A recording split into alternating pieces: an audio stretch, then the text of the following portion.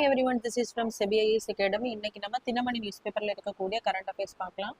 First பாத்தீங்க அப்படின்னா மணிப்பூர் சட்டப்பேரவை முடக்கப்பட்டு விரைவில் ஓராண்டு நிறைவு. ஸோ இந்த டாபிக் பாத்தீங்கன்னா குரூப் 1 மெயின் சிலபஸ் பேப்பர் 3 பாலிட்டியில எமர்ஜென்சி ரிலேட்டட் ஆர்டிகிள்ஸ்ல வந்து கவர் ஆகும்.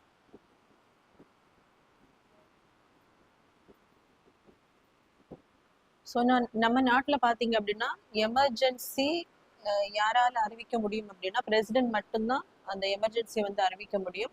நம்ம கான்ஸ்டியூஷன்ல அதற்கு இருக்கக்கூடிய ஆர்டிகல்ஸ் பார்த்தீங்க அப்படின்னா 352, 356, 360 அண்ட் 365. ஸோ ஆர்டிகல் 352 பேசிஸ்ல பிரசிடென்ட் பார்த்தீங்க அப்படின்னா நேஷனல் எமர்ஜென்சி வந்து அனௌன்ஸ் பண்ணலாம். எப்பப்பன்னு பார்க்கும்போது வார் ஆர் external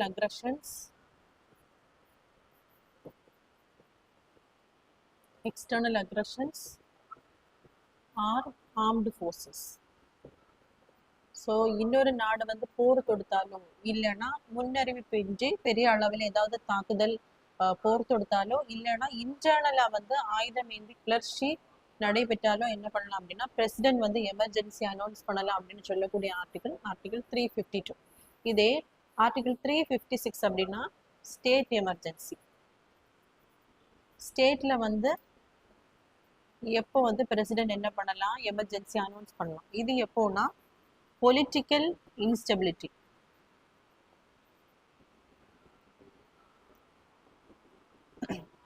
ஸோ இப்போ ஸ்டேட் லெஜிஸ்லேச்சர் வந்து கண்டிப்பா என்ன இருக்கணும், ஒரு சீஃப் மினிஸ்டர் இருக்கணும். அந்த மாதிரி எல்லாம் அந்த கான்ஸ்டியூஷன் பேசிஸ்ல வந்து நடைபெறணும். அப்படி இல்லாம திரும்ப வந்து அங்க வந்து ஆட்சி மாற்றம் ஏற்பட்டு ஒரு பொலிட்டிக்கல் இன்ஸ்டெபிலிட்டி இல்லாம இருக்கும்போது என்ன பண்ணலாம் அப்படின்னா பிரசிடென்ட் வந்து ஸ்டேட் எமர்ஜென்சி வந்து அனௌன்ஸ் பண்ணலாம் அப்படின்னு சொல்லக்கூடிய ஆர்டிகல் 356. 360 பாத்தீங்க அப்படின்னா ஃபினான்ஷியல் எமர்ஜென்சி. பொருளாதார தட்டுப்பாடு வரும்போது என்ன பண்ணலாம் பிரசிடென்ட் வந்து ஆர்டிகல் 360 அடிப்படையில வந்து ஃபினான்ஷியல் எமர்ஜென்சி வந்து அனௌன்ஸ் பண்ணலாம். ஆர்டிகல் 365 இதுவுமே ஸ்டேட் எமர்ஜென்சி தான். ஸோ யூனியனோட டைரக்டிவ்ஸுக்கு ஸ்டேட்ஸ் வந்து ரெஸ்பான்ஸ் பண்ணாம இருக்கும்போது என்ன பண்ணலாம் அப்படின்னா இந்த ஆர்டிகல் 365 பேசிஸ்ல வந்து ஸ்டேட் எமர்ஜென்சியை வந்து கொண்டு வரலாம். ஸோ இப்போ பார்த்தீங்க அப்படின்னா இந்த மணிப்பூர், அதாவது நார்த் ஈஸ்டர்ன் ஸ்டேட்ஸ் தான் இந்த மணிப்பூர்ல பார்த்தீங்கன்னா இந்த 356 ஆர்டிகிள்ல தான் இந்த ஸ்டேட் எமர்ஜென்சி வந்து கடந்த வருடத்துல வந்து கொண்டு வந்திருக்காங்க. அதுதான் இப்போ பிப்ரவரி பாத்தீங்க அப்படின்னா 13ஆம் தேதி வந்து ஓராண்டு வந்து நிறைவடை போகுது. அங்க என்ன பிரச்சனை அப்படின்னா 2 விதமான மக்கள் வந்து இருக்காங்க. ஒண்ணு வந்து குக்கி, அதுக்கப்புறமா மெய்தி. இதுல குக்கி இன மக்களுக்கு பாத்தீங்க அப்படின்னா இவங்க வந்து ஷெட்யூல்டு ட்ரைப்ஸ். ஸோ இவங்களும் ட்ரைப்ஸ் தான். இவங்களையும் ஷெட்யூல்டு ட்ரைப்ஸ் கேட்டகரியில வந்து இன்க்ளூசிவ் பண்ணணும்னு இவங்க வந்து நிறைய வருடங்களாக வந்து போராட்டம் நடத்திட்டு இருக்காங்க. ஸோ அந்த டைம்ல கடந்த வருடம் பாத்தீங்க அப்படின்னா கோர்ட் வந்து ஒரு டைரக்ஷன் கொடுத்துருப்பாங்க ஸ்டேட் கவர்மெண்ட்டுக்கு. என்ன அப்படின்னா இந்த மைதி இன மக்களை வந்து ஷெட்யூல்டு ட்ரைப் அந்த லிஸ்ட்ல வந்து சேர்க்கலாமா இல்லையா அப்படிங்கிறத நீங்க வந்து ஒரு சர்வே பண்ணி சொல்லுங்க அப்படிங்கிறத சொல்லியிருப்பாங்க. அதே தொடர்ந்து பாத்தீங்க அப்படின்னா நிறைய கலவரங்கள் ஏற்பட்டு நிறைய மக்களை வந்து குக்கி இன மக்கள், அதாவது இவர்களுடைய அந்த உரிமைகள் பறிக்கப்படும் அப்படின்ற நோக்கத்தோடு நிறைய பேர் என்ன பண்ணியிருப்பாங்க அப்படின்னா கொல்லப்பட்டிருப்பாங்க. ஸோ அதற்காக தான் அங்க ஒரு பொலிட்டிக்கல், அதாவது ஒரு சீஃப் மினிஸ்டர் நிலையாக இருக்கக்கூடிய ஒரு நிலைமை அங்க வந்து நீடிச்சிருக்காது. அதுக்காக தான் என்ன பண்ணியிருப்பாங்க அப்படின்னா பிரசிடென்ட் வந்து ஸ்டேட் எமர்ஜென்சி வந்து மணிப்பூர் மாநிலத்துல வந்து கொண்டு வந்திருக்காங்க. ஸோ இன்னும் அங்க என்ன வரல அப்படின்னா நார்மலா ஒரு ஸ்டேட் லெஜிஸ்லேச்சர் கீழே ஆட்சி நடைபெறல. இப்பவும் பிரசிடென்டோட ரோல் கீழே தான் அங்க வந்து ஆட்சி வந்து நடைபெற்று கொண்டிருக்கும். நெக்ஸ்ட் பாத்தீங்க அப்படின்னா மகாத்மா காந்தி நினைவு தினம், ராஜ்காட்டில் தலைவர்கள் அஞ்சலி. ஸோ இந்த டாபிக் பாத்தீங்க அப்படின்னா குரூப் 1 மெயின் சிலபஸ் பேப்பர் 2 ஹானர்ஸ்ல வந்து கவர் ஆகும். நம்மளுடைய தேச தந்தை மகாத்மா காந்தியினுடைய 79வது நினைவு தினம் தில்லியில இருக்கக்கூடிய அவருடைய நினைவிடம் ராஜ்காட்டில் அனுசரிக்கப்பட்டுள்ளது. ஸோ இதற்காக தான் பாத்தீங்க அப்படின்னா நிறைய தலைவர்கள் வந்து அஞ்சலி வந்து செலுத்தி இருக்காங்க. ஸோ இவர் பாத்தீங்க அப்படின்னா நம்மளுடைய தேசப்பிதா 1948ஆம் ஆண்டு ஜனவரி 30ஆம் தேதி நாதுராம் கோட்சேவால் சுட்டு கொல்லப்பட்டிருப்பார். ஸோ அவருடைய அந்த இறந்த தினம் தான் பாத்தீங்க அப்படின்னா வருடம் தியாகிகள் தினமாக அனுசரிக்கப்பட்டது. பாத்தீங்க அப்படின்னா தொடர்ந்து 9வது முறையாக பட்ஜெட் புதிய சாதனை படைக்கிறார் நிர்மலா சீதாராமன். ஸோ பட்ஜெட் பார்த்தீங்க அப்படின்னா நம்ம கான்ஸ்டியூஷனில் ஆர்டிகிள் 112. ஸோ பட்ஜெட் அப்படிங்கிற வார்த்தை வந்து நம்மளுடைய கான்ஸ்டியூஷனில் இருக்காது. ஸோ இந்த டாபிக் பார்த்தீங்கன்னா group and main syllabus paper 3 பாலிட்டியில் வந்து பட்ஜெட்டில் வந்து கவர் ஆகும். ஸோ 112ல் வந்து ஆனுவல் ஃபினான்ஷியல் ஸ்டேட்மெண்ட்.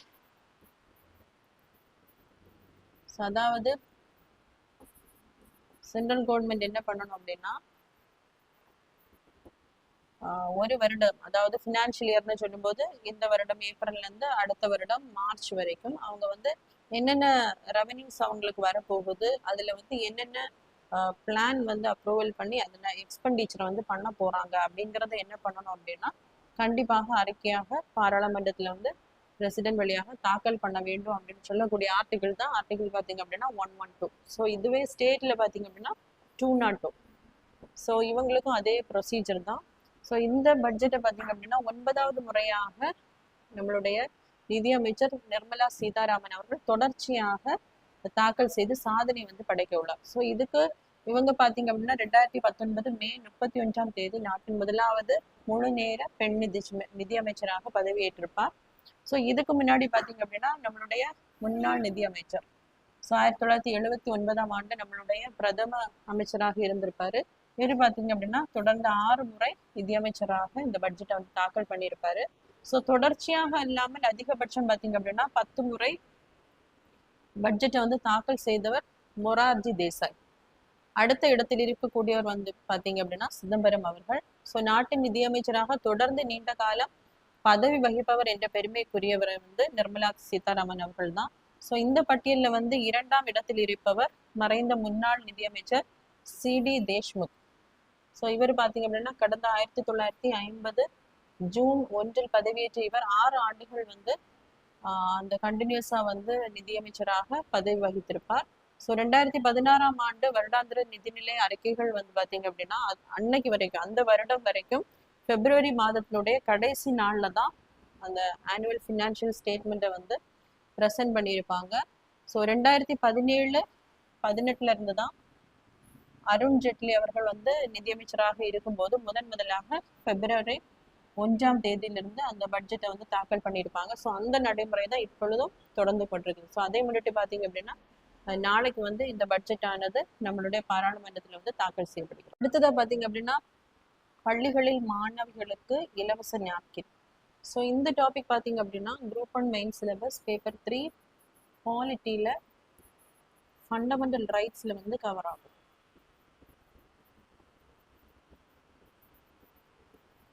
ஸோ நம்ம கான்ஸ்டியூஷனில் பார்த்தீங்க அப்படின்னா நம்ம நாட்டில் சிட்டிசனாக இருக்கக்கூடியவங்களுக்கு என்னென்ன அடிப்படை உரிமைகள் அப்படின்னு சொல்லக்கூடியது கான்ஸ்டியூஷனில் பார்ட் 3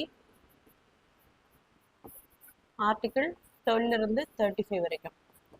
ஸோ ஜெயா தாகூர் அப்படிங்கிறவர் என்ன பண்ணியிருக்காரு அப்படின்னா உச்ச நீதிமன்றத்தில் வந்து ஒரு மனு தாக்கல் வந்து பண்ணியிருக்காரு. ஸோ அதாவது மாணவிகளுக்கான அந்த மாதவிடாய் கொள்கையை வந்து மாதவிடாய் சுதந்திரம் தொடர்பான அந்த கொள்கையை வந்து வகுக்க வேண்டும் அப்படின்னு ஒரு பப்ளிக் இன்ட்ரெஸ்ட் லிட்டிகேஷனை வந்து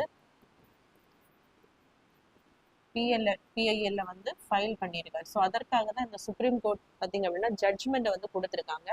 என்ன அப்படின்னா வாழ்வுரிமையில் மாதவிடாய் சுகாதார உரிமையும் அடங்கும். அதாவது நம்ம ஃபண்டமெண்டல் ரைட் பார்த்தீங்க அப்படின்னா ஃபண்டமெண்டல் ரைட்ல ஆர்டிகிள் 21 என்ன சொல்லுது அப்படின்னா right to life and personal liberty. அதாவது இங்க இருக்கக்கூடிய அந்த குடிமக்கள் வந்து சுதந்திரமாக தனி மனித சுதந்திரமாக கண்ணியத்தோடு வாழ்வதற்கான உரிமை இருக்கிறது. ஸோ எது பேஸ் பண்ணி அப்படின்னா ப்ரொசீஜர் எஸ்டாப்ளிஷ்டு பை லா, அதாவது சட்டத்தின் அடிப்படையில் அவங்க என்ன பண்ணலாம் அப்படின்னா சுதந்திரமாக வாழக்கூடிய ஒரு உரிமை வந்து அவங்களுக்கு இருக்கு. கண்டிப்பா என்ன பண்ணணும், அவங்களுக்கு கொடுத்துதான் ஆகணும். ஸோ இதுலதான் என்ன பண்ணியிருக்காங்க அப்படின்னா மாதவிடாய் சுகாதார உரிமையை வந்து இந்த ஜட்ஜ்மெண்ட்ல சுப்ரீம் கோர்ட் வந்து இன்க்ளூட் வந்து பண்ணியிருக்காங்க. ஸோ இதுக்கு முன்னாடி இது ரிலேட்டடா நிறைய ஆர்டிகிள்ஸ் இது ரிலேட்டடா என்னென்ன ஜட்ஜ்மெண்ட்ஸ் வந்திருக்கும் அப்படின்னா 2017 புட்டசாமி கேஸ்.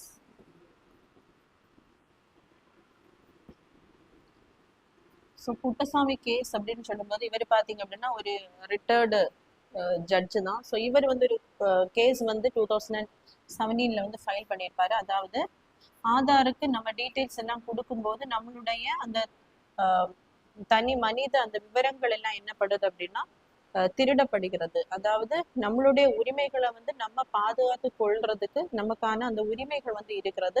அதை வந்து திருடுறதுக்கு யாருக்குமே என்ன இல்லை, ரைட்ஸ் கிடையாது. அதை வந்து தடுக்கணும் அப்படின்னு என்ன பண்ணியிருப்பாரு அப்படின்னா ஒரு கேஸ் வந்து ஃபைல் பண்ணியிருப்பாரு. ஸோ அதுதான் ஃபேமஸ் குட்டசாமி வழக்கு அப்படின்னு சொல்லக்கூடியது. ஸோ இதுல சுப்ரீம் கோர்ட் என்ன சொல்லியிருப்பாங்க அப்படின்னா ரைட் டு பிரைவசி, அதாவது அவர்களுடைய தனி மனிதனுடைய அந்த விவரங்கள் வந்து பாதுகாப்பாக இருப்பதற்கான அந்த உரிமையும் எதுலதான் அடங்கும், ஃபண்டமெண்டல் ரைட்ல அடங்கும்னா இந்த ஜட்ஜ்மெண்ட்ல வந்து கன்ஃபார்ம் பண்ணியிருப்பாங்க. ஸோ இது வந்து யாருக்கு வந்து கவர்மெண்ட்டுக்கு வந்து இன்சிஸ்ட் பண்ணியிருப்பாங்க. ஸோ ஒரு தனி மனிதனுடைய அந்த விவரங்கள் வந்து வெளியே போகாதவாறு நாங்க என்ன பண்ணணும் அப்படின்னா ரூல்ஸ் அண்ட் ரெகுலேஷன்ஸை வந்து கொண்டு வரணும் அப்படின்னு. அதன்படி பாத்தீங்க அப்படின்னா 2023 டிபிடிபி ஆக்ட். ஸோ இது digital personal data protection act. So இந்த சட்டத்தை வந்து 2023 வந்து கொண்டு வந்திருப்பாங்க. கொண்டு வந்து இப்போ நம்ம வந்து ஒவ்வொரு ஏதாவது நம்ம அப்ளை பண்ணும்போது நம்ம டீட்டெயில்ஸை வந்து கொடுக்கும்போது நம்மளுடைய விவரங்கள் என்ன பண்ணக்கூடாது, கசியக்கூடாது. அதற்காக தான் இந்த சட்டத்தை வந்து கொண்டு வந்திருப்பாங்க. கொண்டு வந்து அதற்கான ரூல்ஸ் பார்த்தீங்க அப்படின்னா 2025 ministry of electronic and information technology வந்து வெளியிட்டிருப்பாங்க. இதன்படி பார்த்தீங்க அப்படின்னா ஒவ்வொரு இன்ஸ்டிடியூஷன்ஸும் என்ன பண்ணணும், விவரங்களை வந்து ப்ரொடெக்ட் பண்ணணும். அது வந்து லீக் ஆகாமல் பார்க்கணும். அப்படி ஆச்சுன்னா அவங்களுக்கு என்ன ஃபைனு, என்னென்ன ரூல்ஸை வந்து அவங்க வந்து ஃபாலோ பண்ணணும் அப்படின்னு இந்த ரைட் டு ப்ரைவசியை ஃபண்டமெண்டல் அடிப்படை உரிமையாக கொண்டு வந்ததுக்கு அப்புறம் அதன்படி என்ன பண்ணியிருப்பாங்க, இந்த சட்டத்தை வந்து கொண்டு வந்திருப்பாங்க. ஸோ அதே மாதிரி தான் பார்த்தீங்க அப்படின்னா இது வந்து லாஸ்ட் இயர் அந்த குரூப் 1 கொஸ்டின்ல கூட இந்த புட்டசுவாமி கேஸ் பற்றி ஒரு மேட்ச் த ஃபாலோயின்ல வந்து கேட்டிருந்தாங்க. ஸோ அதே மாதிரி பார்த்தீங்க அப்படின்னா இந்த right to life and personal லிபர்ட்டிலையும் இந்த மென்ஸ்ட்ரல் ஹைஜீனிக் அது வந்து இன்க்ளூட் ஆகும் அப்படின்னு இந்த ஜெயா தாகூர் கேஸ்ல வந்து சுப்ரீம் கோர்ட் வந்து கன்ஃபார்ம் பண்ணியிருக்காங்க. ஸோ இதுல என்ன சொல்றாங்க அப்படின்னா இதன்படி ஊரக நகர்ப்புற பகுதி அரசு மற்றும் தனியார் பள்ளிகளில் பார்த்தீங்க அப்படின்னா அந்த மக்கும் தன்மை கொண்ட நாப்கின்கள் மாணவிகளுக்கு வந்து இலவசமாக கொடுக்க வேண்டும். அதே மாதிரி அதற்கான சுகாதார நடவடிக்கைகளும் விழிப்புணர்வும் என்ன பண்ணணும், போதிய அளவு வந்து கிடைக்க வேண்டும். இப்போ ரைட் டு லைஃப் அண்ட் லிபர்ட்டியில right to life and personal லிபர்ட்டியில பார்த்தீங்க அப்படின்னா இந்த ரைட் டு மென்ஸ்ட்ரல் ஹைஜீனை வந்து இன்க்ளூட் பண்ணியிருக்காங்க. ஸோ இந்த மென்ஸ்ட்ரல் ஹைஜீன் கிடைக்காதப்போ என்ன ஆகும் அப்படின்னா பெண் குழந்தைகளுடைய அந்த கல்வி பயிலும் உரிமையில வந்து பாதிப்பேன். ஆல்ரெடி பாத்தீங்க அப்படின்னா article 21A 86th constitution amendment 2022 வந்து இதை ஒரு அடிப்படை உரிமையாக என்ன பண்ணியிருப்பாங்க, நம்ம கான்ஸ்டிடியூஷன்ல வந்து ஆட் பண்ணியிருப்பாங்க. அதாவது 6 முதல் 14 வரை உள்ள குழந்தைகளுக்கு கண்டிப்பாக என்ன கொடுக்க வேண்டும், இலவசமாக கட்டாய கல்வி வந்து தரமான கல்வி வந்து வழங்க வேண்டும். அப்போ இந்த ரைட் டு மென்ஸ்ட்ரல் ஹைஜீனை நம்ம கொடுக்கலன்னா மாணவிகளுக்கு வந்து பாதிப்பு ஏற்படுத்தி அது எங்க போய் முடியும் அப்படின்னா இந்த ரைட் டு எஜுகேஷன் நம்ம கொடுக்குறோம் இல்லையா, ஸோ அதுல வந்து பாதிப்பை ஏற்படுத்தும் அப்படின்னு சுப்ரீம் கோர்ட் வந்து ஜட்ஜ்மெண்ட்ல சொல்லியிருக்காங்க. ஸோ ஆர்டிகல் 21A பார்த்தீங்க அப்படின்னா right to education, so right to elementary education. So இதற்கான சட்டம் பார்த்தீங்க அப்படின்னா ரைட் டு எஜுகேஷன் ஆக்ட் 2009 வந்து கொண்டு வந்திருப்பாங்க. ஸோ இப்படி நம்ம பண்ணும்போது